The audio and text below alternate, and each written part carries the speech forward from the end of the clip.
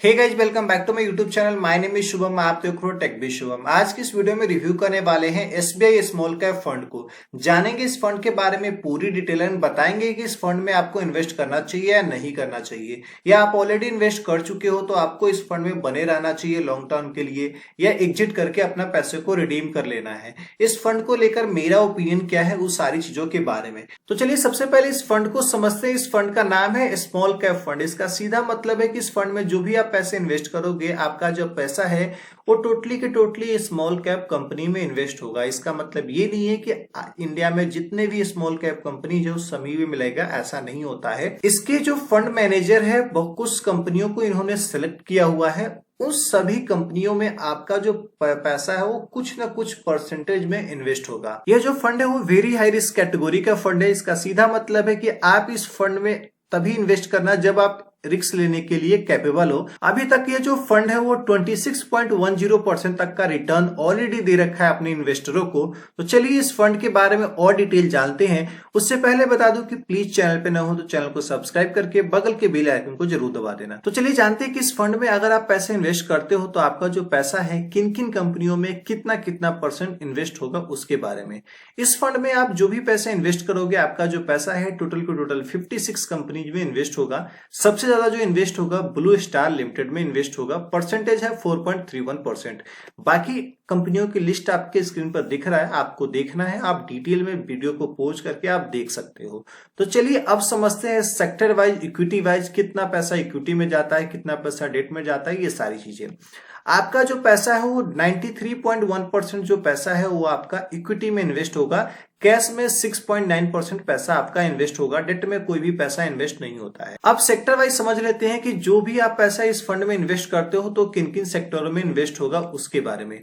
सबसे ज्यादा जो इन्वेस्ट होगा वो सर्विस सेक्टर में इन्वेस्ट होगा, जिसका परसेंटेज है 21.6%।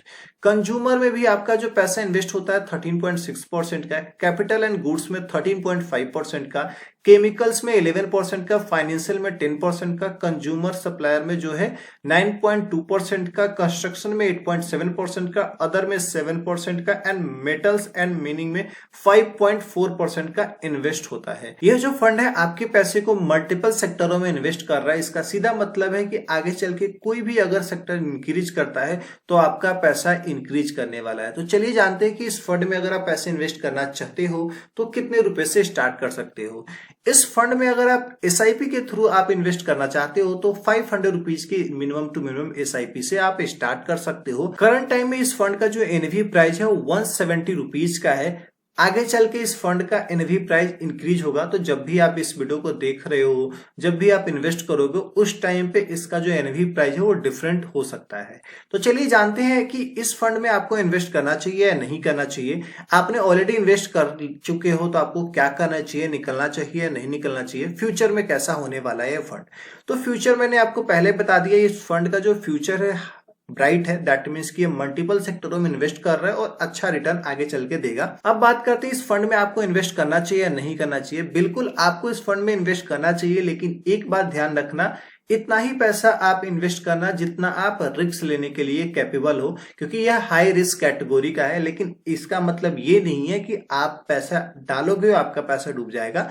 लॉन्ग टर्म में के लिए अगर आप पैसा इन्वेस्ट करना चाहते हो तो one of the best fund है, क्योंकि यह small cap fund, flexi cap fund, ये ऐसा फंड होता है जो लॉन्ग टर्म में अच्छा रिटर्न देता है। अगर आप ऑलरेडी इस फंड में पैसे इन्वेस्ट कर चुके हो तो अच्छी बात है, कोई खराब फंड नहीं है। लॉन्ग टर्म के लिए उस पैसे को बनाकर रखिए, लॉन्ग टर्म में जाकर एक अच्छा रिटर्न देगा। लॉन्ग टर्म का इसका मतलब ये है 7 to 10 ईयर तक का आप इन्वेस्टमेंट करते रहो इस फंड में, एसआईपी करते रहो, उस टाइम तक आपको अच्छा रिटर्न देगा।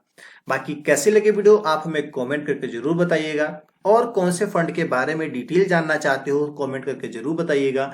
मिलेंगे इसी तरीके के नेक्स्ट वीडियो में, तब तक के लिए धन्यवाद। Stay safe, take care.